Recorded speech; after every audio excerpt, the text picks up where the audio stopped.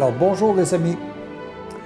Cette fois-ci, toujours à partir des exemples qui nous sont donnés dans l'Évangile de l'an 2000, je voudrais qu'on soit capable d'approfondir davantage ce que c'est que l'édifice majestueux de Dieu.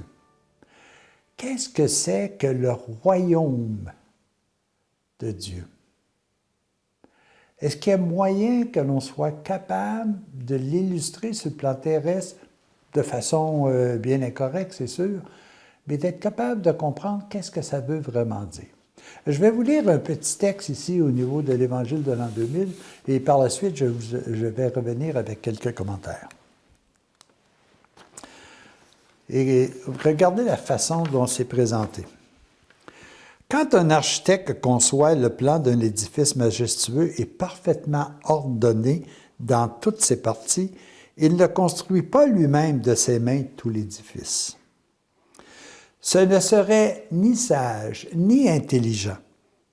Au contraire, il s'adjoint des ingénieurs, des constructeurs, des électriciens, des plombiers, des maçons, des menuisiers, des manœuvres de toutes sortes, qui travaillent sous sa direction et selon leurs compétences particulières à la réalisation de la construction prévue.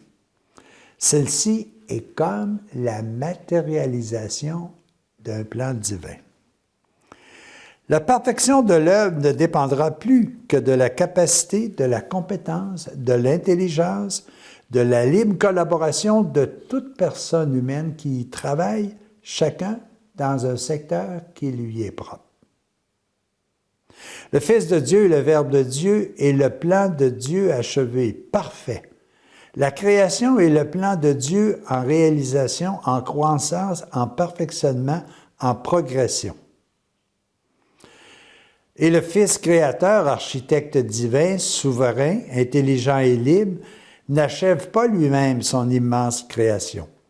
Il a créé d'innombrables êtres visibles et invisibles pour travailler selon leurs compétences à son achèvement.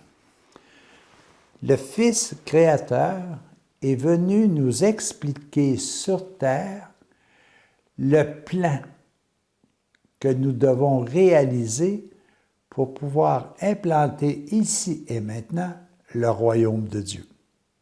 Il y en a qui sont capables de me dire aujourd'hui qu'ils sont déjà en train de vivre le paradis sur terre. C'est parce qu'on est en train de le construire. Et on le construit à partir de quoi? On le construit à partir du plan que Jésus est venu nous enseigner, qui est fort simple. Aime le plan, aime l'amour, aime ton prochain, qui est un ouvrier, qu'il soit menuisier, qu'il soit plombier, qu'il soit ingénieur, qu'il soit médecin, qui vient avec ses capacités construire ce royaume, cet édifice. Aime comme lui a aimé. Non pas parce que je réalise ma volonté de médecin, mais parce que je suis un participant à la réalisation d'un plan plus grand. Le plombier est nécessaire pour le médecin. Le manœuvre est utile à l'ingénieur, car l'un sans l'autre, ce plan ne sera pas réalisé. Alors, c'est extraordinaire de voir comment est-ce que l'on peut, à partir d'une image terrestre, démontrer comment se réalise l'édifice majestueux du royaume de Dieu sur terre. Chacun a un rôle. Vous voyez, quand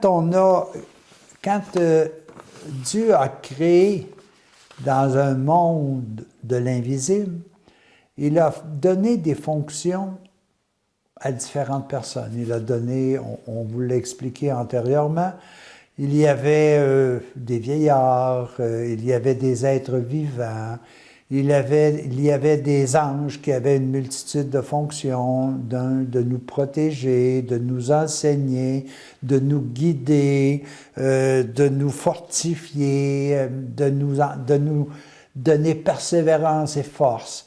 Il avait créé aussi les âmes, et aux âmes, il avait dit à l'âme qu'il avait créé, va, multiplie-toi, pour que nous puissions continuer sans cesse de propager amour, paix et joie. Maintenant, sur terre, à l'aide de l'exemple qui nous a été donné d'un édifice physique, nous devons, nous, participer à la réalisation du plan divin. Fonction de nos capacités qui sont à l'intérieur de nous, fonction de ce que moi j'ai appelé Sif Kokoar, des dons de l'esprit, qui sont la sagesse, l'intelligence, la force. Ça correspond un peu à chacun des métiers que nous devons exercer. Et nous devons partager nos talents. Nous devons rendre nos talents accessibles à la communauté pour que nous puissions, au même exemple qu'un édifice que nous sommes en train de construire sur terre, construire l'édifice majestueux du royaume de Dieu. Et soyez sûrs d'une chose, Dieu l'a dit. Je serai toujours avec vous jusqu'à la fin des temps. La fin des temps, c'est un temps que nous autres, on est capable d'illustrer en tant que personne humaine, mais Dieu n'a pas de temps. Ça veut dire, je serai avec vous jusqu'à ce que soit réalisé pleinement mon édifice majestueux, ici, dans l'univers visible et dans l'univers invisible. Mais il a besoin de nous, parce que nous sommes libres. Il a besoin de notre collaboration, de notre talent, de nos capacités, de notre persévérance pour réaliser son plan. Voyez l'importance qu'il nous a donnée? Et nous, nous avons tout ce que nous avons de besoin pour pouvoir suivre ce chemin. Alors quand même, regardez un édifice qui est en train de se construire, puis dites-vous, est-ce qu'il y a un seul métier qui va réaliser pleinement l'édifice? Non. Vous allez vous apercevoir qu'il y a une multitude de personnes qui sont impliquées, que ce soit dans le dessin, que ce soit dans la conceptualisation de l'édifice, comme dans l'entretien final, comme dans le polissage, si vous voulez déplancher. Tout est requis, chacun a sa place comme un immense puzzle. Mais s'il manque un morceau de puzzle, nous ne pouvons pas voir l'édifice terminé.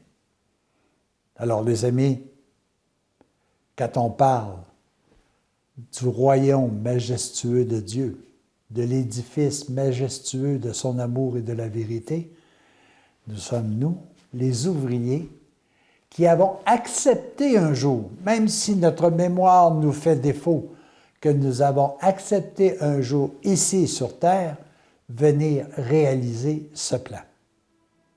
Alors, quand vous verrez aujourd'hui, puis il y a beaucoup de constructions au Québec ou ailleurs, quand vous verrez un édifice, dites-vous, « Ah, voici comment Dieu veut que je réalise son royaume sur terre. » À tous et à chacun, bonne réflexion.